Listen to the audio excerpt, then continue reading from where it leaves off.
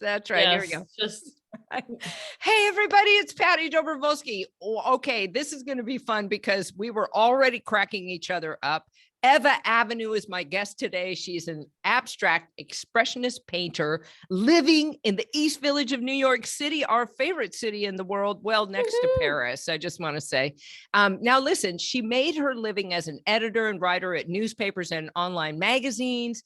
And since 2009, she's got her own nightly noodle monthly art zine magazine that she posts, and it's incredible. So right now she's working for the Art Students League in New York City, and she's working on her first film, the art show movie. She's getting up and walking around right now. I don't know what she's doing, but she produces her own shows in any city she can get one because she's incredible. And her big dream is to have a storefront. I love this big dream because I always walk by storefronts thinking, yes, that's the place I'll be.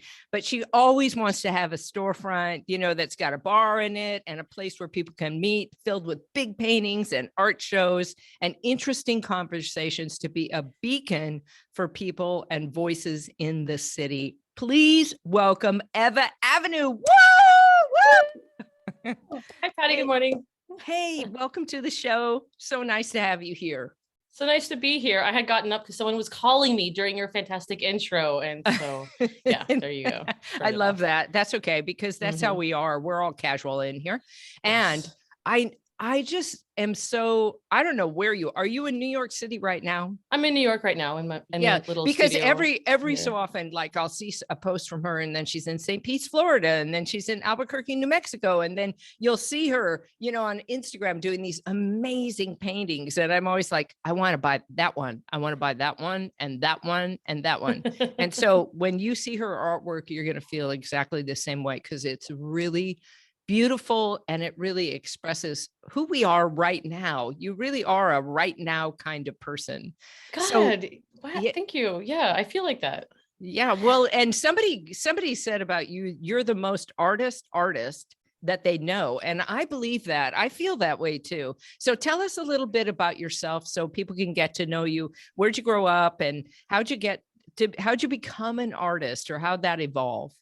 Right. So my proclivity to be an artist kind of came about naturally because I lived many different beautiful places, and both my parents were painters growing up. And so it was just not even a hard thing to slip into doing, not even on purpose. So I was born in Amsterdam in an attic. My mom was going to painting school there. Wow. Yeah, my dad had sawed all the legs off the furniture to make this like Amsterdam attic child friendly and small to the ground. It was very zen. It was very painter's studio den. Kind of hippie experience. Yes. Yeah. Very. Yeah. I love that. I love that. And so then, we went to Portugal. I was like a year and a half. So we moved there where my father was from. And so just a lot of painting, a lot of, again, that sort of bohemian lifestyle.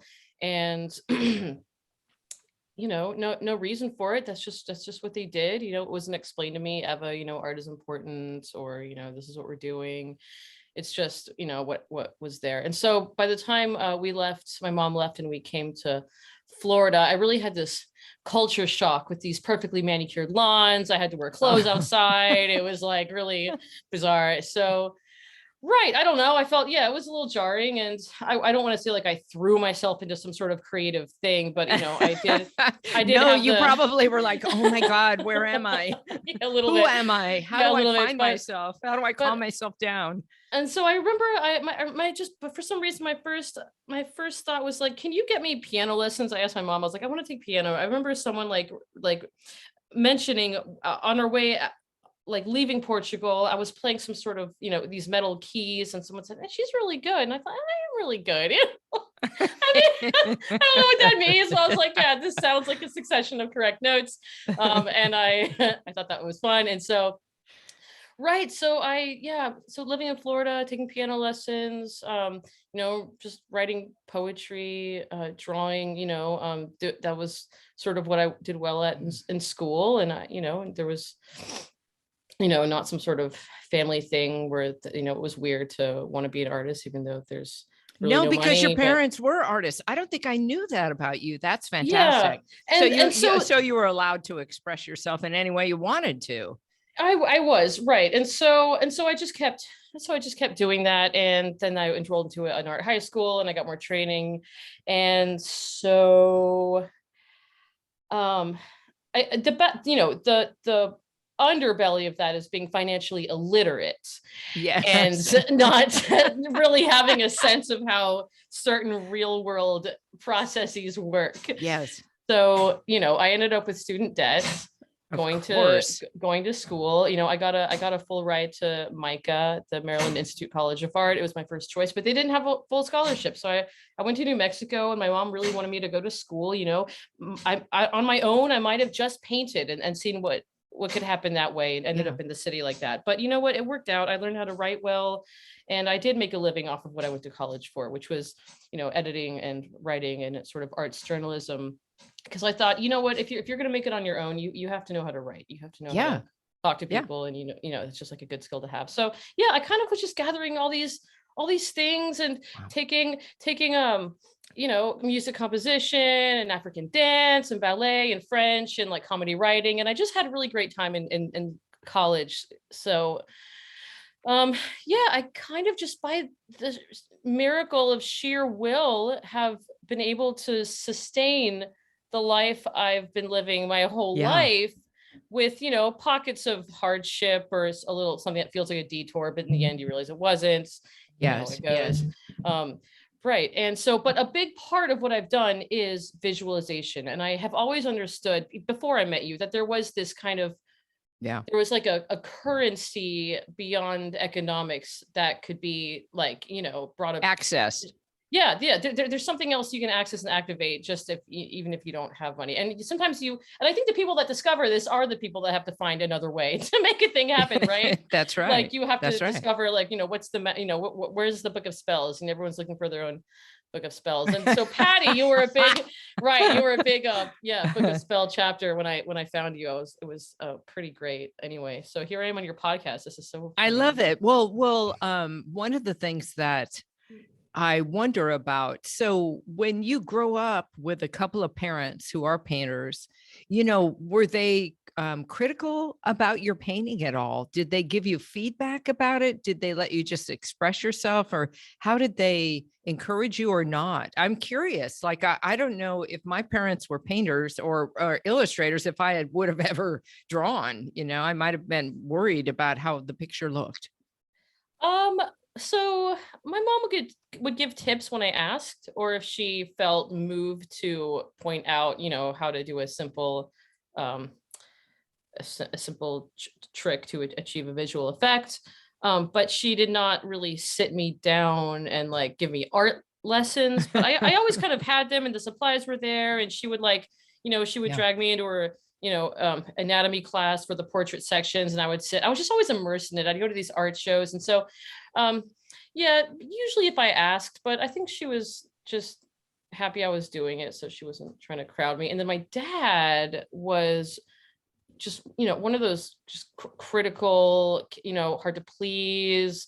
It's why she left. I went back again in Portugal in 2018 to see him again, and I remember his friends coming to visit, and I could see him being visibly annoyed when they would joke that I was better than him, but I don't know how much they were joking, because I was like, I really wanted to do. He like sat down this canvas. This was in the south of Portugal, and he was like, in Portugal or in Portuguese, he didn't speak English. He's like, show me what you can do.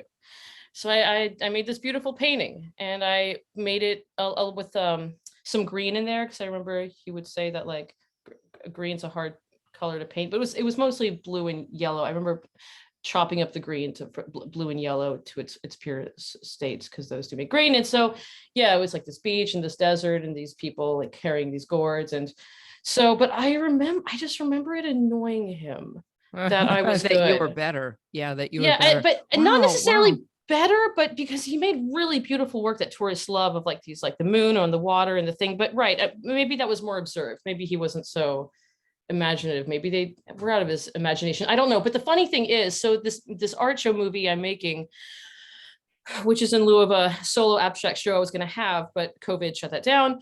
So I'm making this movie instead. And my sister in Portugal just sent 4 paintings over that my dad had made. You know, he died in 2006. Oh, wow. And they're for me to finish. They're like unfinished. And he Wow. has all, and it's kind of beautiful. And so I Wow. still haven't picked them up because A, it's intense for me. B, I want to film going over there and getting them Yeah, as for part sure. of this movie. Yeah. And then so the movie will culminate in an actual physical art show. And so I would like to have those paintings in there that my dad did that I finished. Yeah. One of them, I don't think I will. I think I'll just leave it as it is. But yeah, it's Wow, that is so great. So mhm. when we met and then COVID happened, or maybe we met during COVID, I can't remember. But what I do know is that you started to make this movie, the art show movie. And I can't wait for that, because the way that your brain works is just incredible. I mean, you are always piecing together new ideas and they're just exploding. And so for you to have that vision of what it will be, and then also you're really a big, ginormous risk taker, I think, as an artist. I mean, you'll just move to a city and then you're just going to do it and you're going to figure out how it's going to go. And so tell me, you were recently in Albuquerque. What were you doing there? I was writing out the pandemic and painting for the show I had gotten. So I initially, when I got this show, and it was right before the pandemic, it was finalized, and around the time I met you, although I had known your work beforehand. So yeah, I wanted to paint anyway. The pandemic hit, my work went remote, and suddenly I could go out west where I used to live and work on these large paintings, because it's hard to paint in a little, like, in a studio apartment or tiny one little bedroom thing. apartment. Yeah, right? which I'm back at in the city, but whatever. So, Yes, but I had exactly. so much Till you get that space. big storefront space, right? As I made I these know, you large spread out and the big paintings. I can't wait. Yeah, that's the dream, which is, you know, back in the day, you see those beautiful pictures of those abstract expressionists in the 40s and 50s here in New York. And they had all these big warehouse spaces because they're, Well, I was going to say, even the thing, 70s, you know? Basquiat. I mean, even if you look at those, you know, you can see the space in that movie behind him. And I'm thinking, oh yeah, that's it's not like that scrappy city as much anymore. You really have to have money to buy in. So thank God I married someone with good credit, so I could get this apartment that has a sink in it. Because before, last time I moved here, I didn't even have a sink in my room, and it was just like,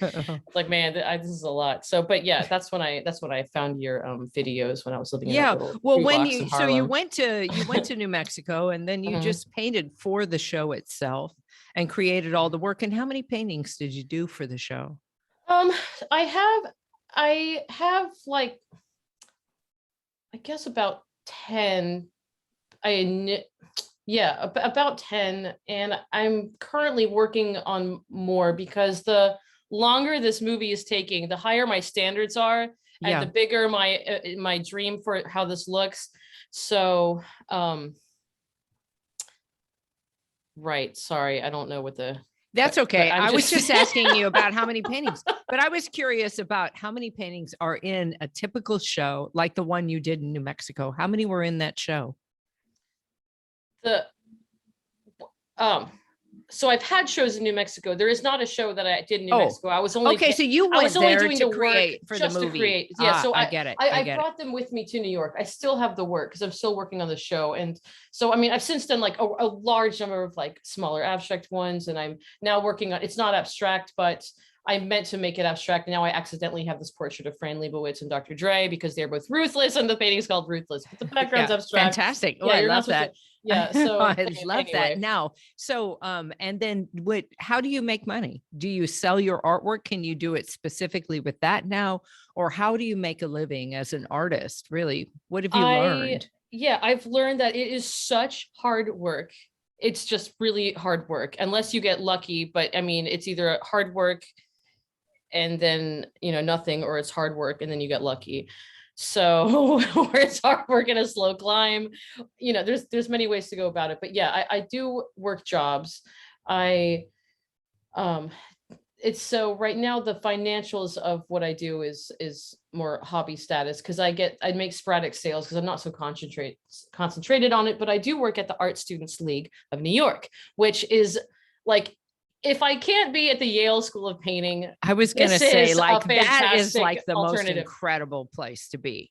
Yes. Right. So basically every artist from New York and from outside of New York who had to use it, as a way to study in the States went through there, everyone except Andy Warhol, but his nephew did go there. We got Pollock, we got George O'Keeffe. I mean, just everyone went through there. And so to be in those walls, to be there, with access to the teachers, being able to take classes there, just meeting all these New Yorkers and just being able to talk with my artistically minded coworkers, it's just I feel like I'm in a nucleus, like a little nucleus, like I just meet everybody. And so, right. And there's people I want to interview for the show. And I'm thinking like, how can I, use the league for part of this movie? So yeah, the paintings are getting bigger, the dream's getting bigger. I'm working on a soundtrack track for it. And it's, so much visualization went into this. I thought I'd be like, talking about sort of all these little points, but then I just want to tell you what happened. And it's like getting into how I even brought all this stuff about. But I mean, everything's been a drawing. Like I made a vision board about moving to Manhattan, which is just so hard. It was so expensive. And it's just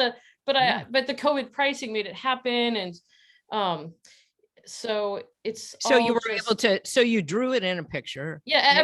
All the cool stuff I make happen, I drew in a picture. I visualized it, or I made a collage for it. And it's just either like how you say, your brain guesses its way to an outcome. It'll either be like that, or the picture will solidify the thing in my mind so I don't give up on it. Like when I was trying to get this art show in Northern Ireland, and I was coming up with a lot of like obstacles, but it was that drawing I made that I learned from you that just, I was like, no, I'm not going to let that drawing down. I'm not going to let that vision down. And it just works so well, Yeah. So. Well, I think as an artist, you already understand the power of the visual, and that the visual just unfolds for you and the painting evolves. And so I don't know what your process as an artist is. And so maybe you can speak to that. But what I do know is that when you have that picture, you said, it solidified it and it made it so that you wanted it to happen. And those things, that's part of that magical energy you were talking about earlier. And your parents did it, right? And your mom moved from Portugal to the US, right, to Florida, and did that. And part of that is, trust and will and grit and going forward with the vision of you as an artist, right?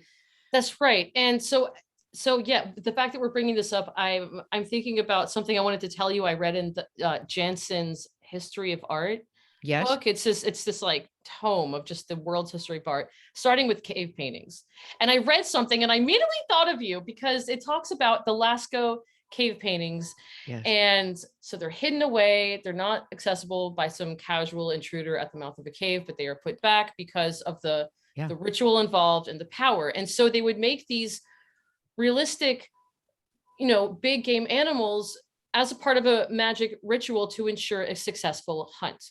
Right. Now, so when the climate started to warm up a bit and they start to head north, the animals start to head north, they shift from like ensuring a killing of a hunt to literally painting these animals in the cave and trying to get as realistic as possible, because they think they're now bringing them like into existence. They are making more animals. They're not drawing a distinction between an image and reality. To them, it's kind of the same. And I'm like, that is literally what Patty was talking about. And it's just like this thing, it's just amazing to see this thread from the dawn of humanity. Like, and it's, you can repackage it, but it's kind of the same approach. Yeah, it is. Well, and I think people they underestimate the power of drawing something, but and the fact that it's part of your DNA, it's your heritage, that you were sometime, and if you believe in evolution, you evolved from that. So somewhere in your cellular structure is a portion of you that can draw. If you can get the critic out of the way, right, then it's much more powerful. How did you learn to get your critic out of the way? What do you do when you start to feel critical about what you're doing? I remember in high school feeling very insecure and weird and self-conscious. And then I remember having this sort of breakthrough moment where I realized everyone felt that way. like people are too busy thinking about themselves and their shortcomings to Yeah. maybe judge me. And if they aren't, then I don't know, maybe they're a little bit like a little snaky and I don't need them around. So,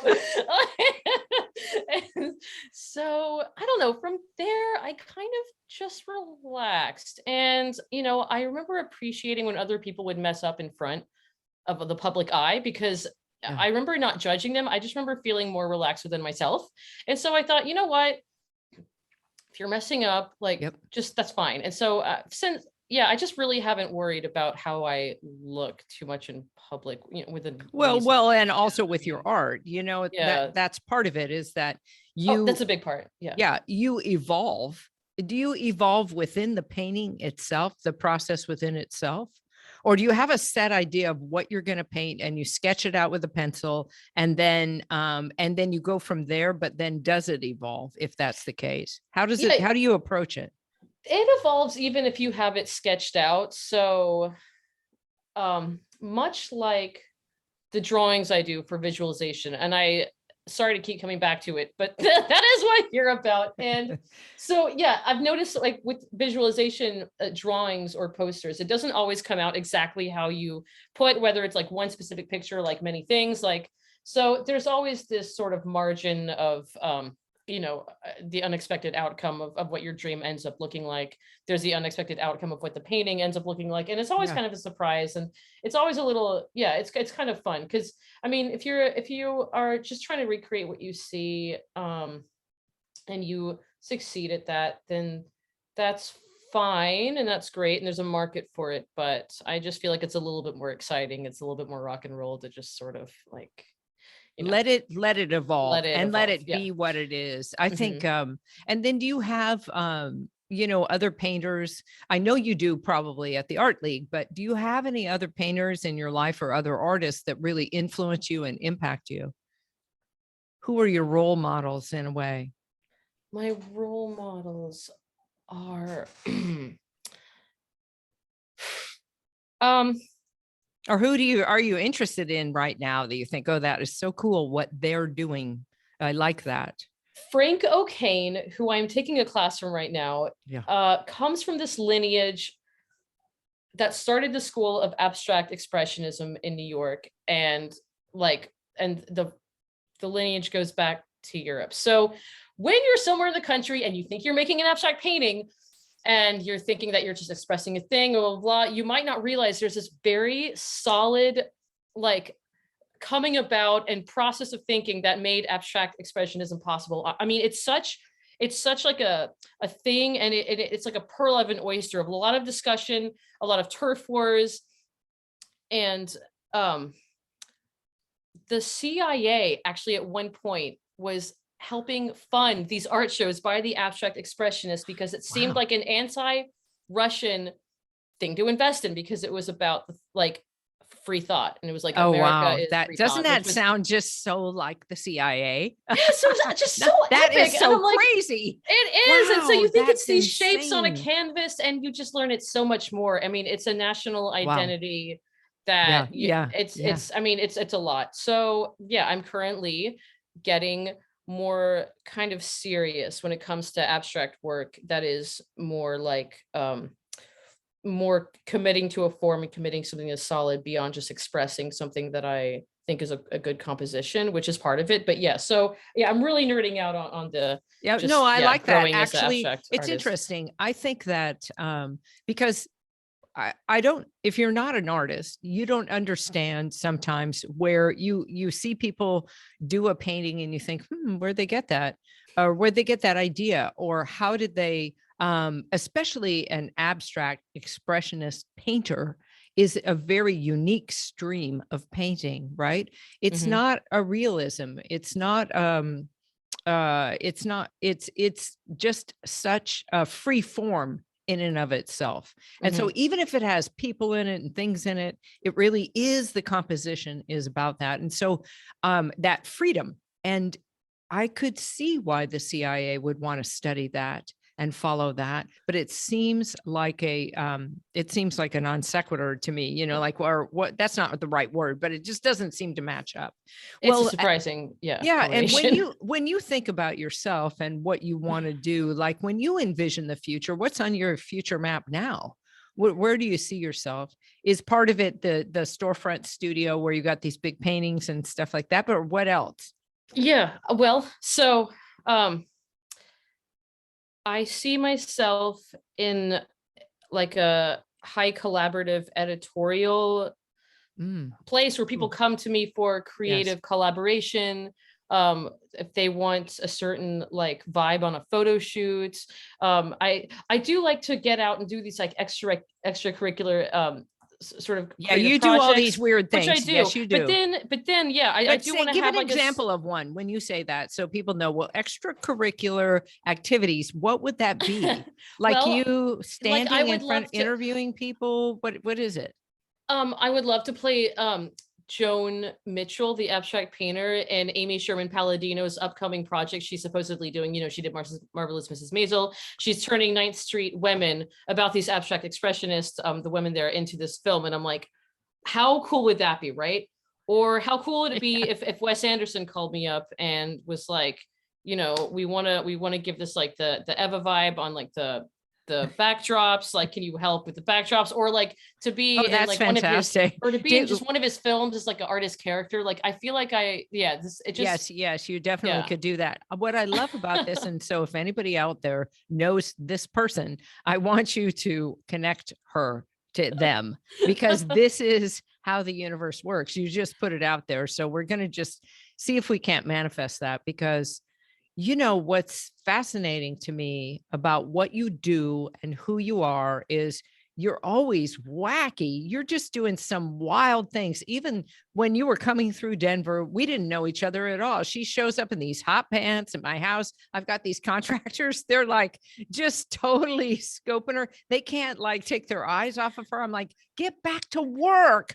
And we're just having this chat, and it's fantastic. I mean, you are you really are an artist. You really are. And so I'm curious, what's your day look like from start to finish? What's it look like, a typical day?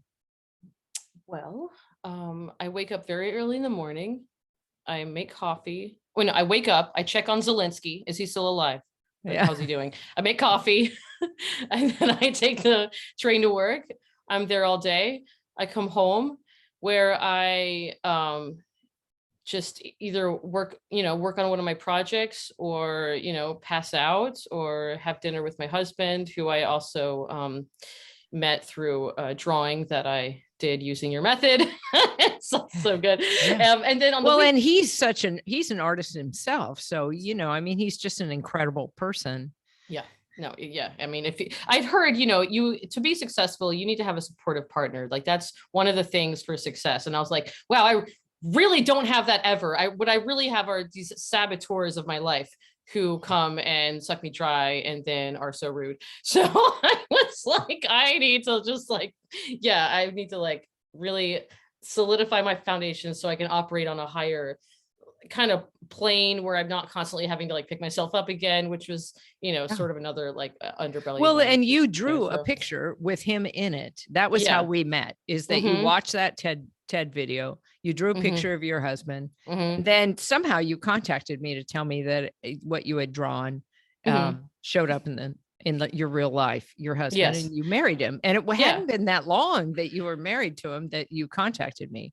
Yeah, and it took a year, and I remember you saying in the TED talk like, "Oh, it'll take about a year," and it took a year, and I was just like, "Man, Patty's a genius. What is happening?"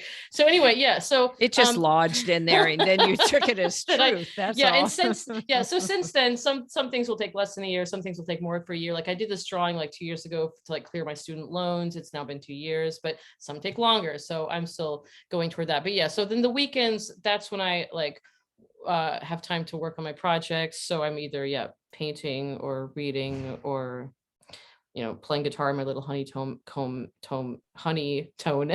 amp. It's very cute. I love it. But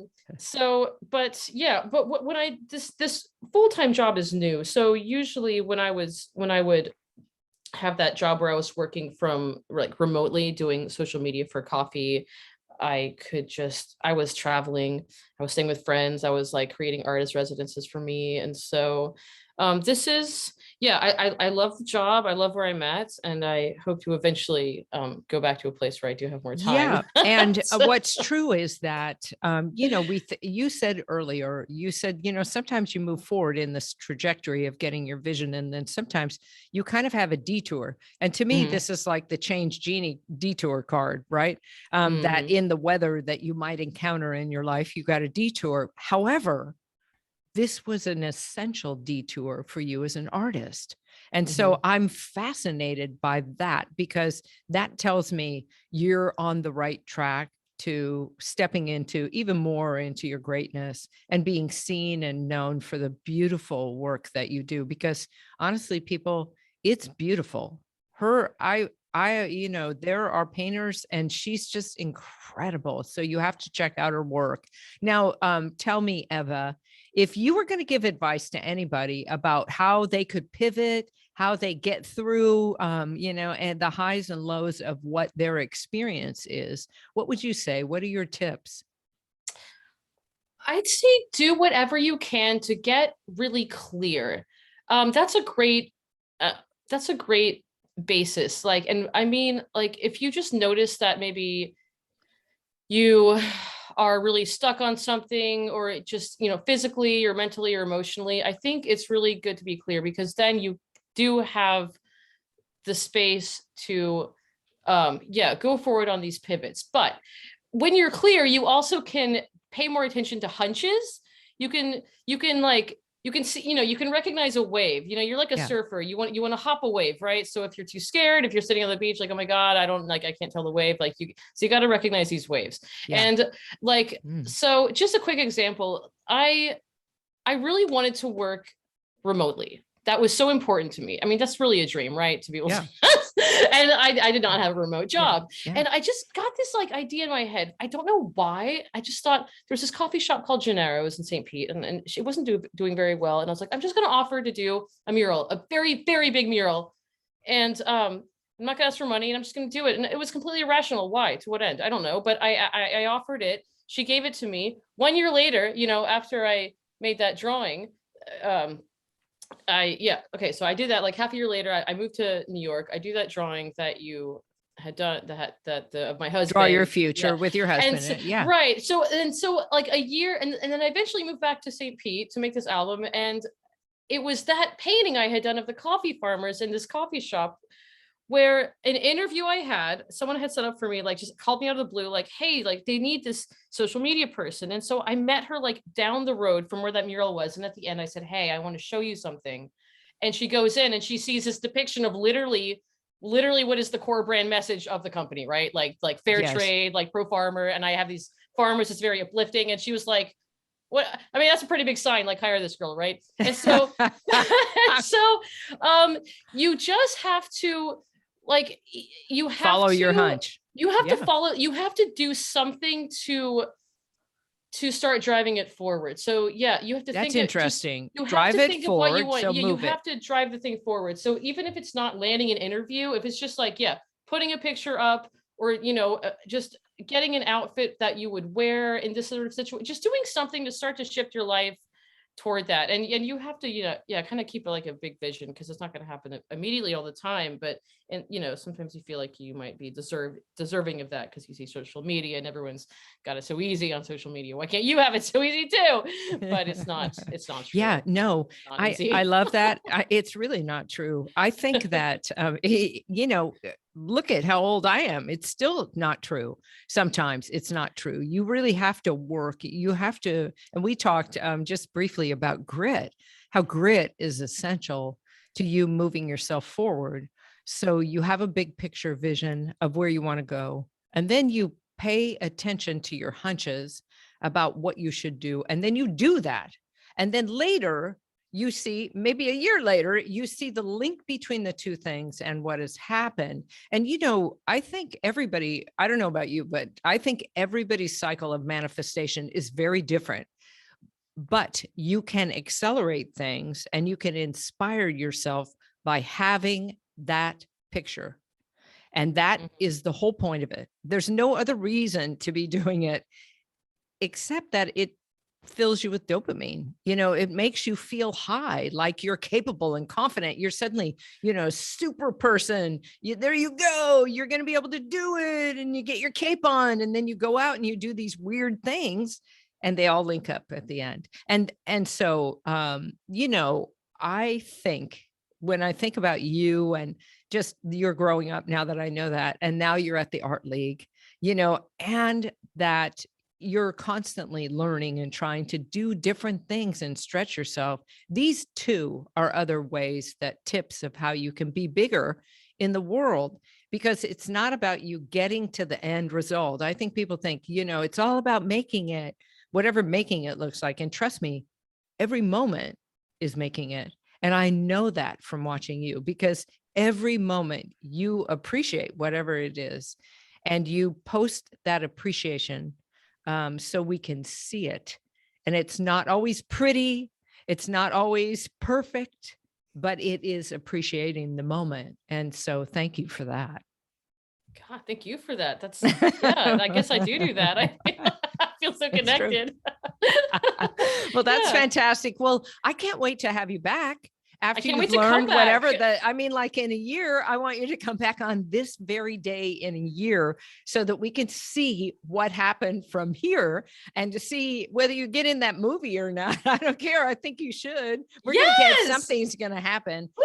So Did I pay off my student loans? Let's see what happens in 1 year. That's right. That's right. Will you be in that movie? Will they ask you to do the backdrops? What Who will cares? happen? Will you be an artist in that set of that? That would be fantastic. And will your movie be complete? I'm sure it will.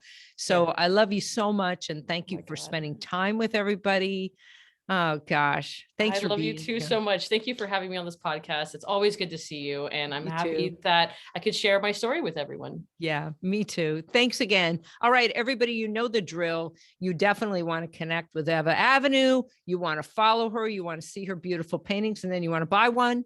And then you want to go on with your day and take some of her tips and apply them. And then, forward this to your friends if you like the podcast, and send us a note just to tell us what you thought was incredible about this experience. So I can't wait to see you again. And so until next time, up your creative genius. And I mean it. I mean it.